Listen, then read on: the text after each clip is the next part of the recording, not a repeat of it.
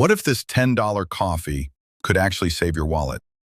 Every time you don't spend $10 on stuff you don't need, you're buying something more powerful: freedom. That's $520 a year. Rainy day, flat tire, unplanned bill, you're covered. And that discipline, it stacks. Drop it into a high-interest savings account, and now your money's making money.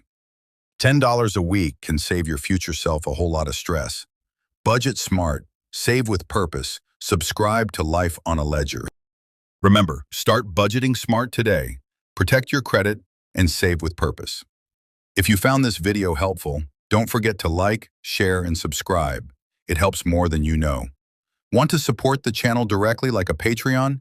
Visit www.pytown.ca/lifeledger and become part of the community. And if you're feeling the vibe, grab some of our merch here. atown.creatorspring.com. Thanks for watching. Keep your finances strong, and we'll see you next time on Life on a Ledger.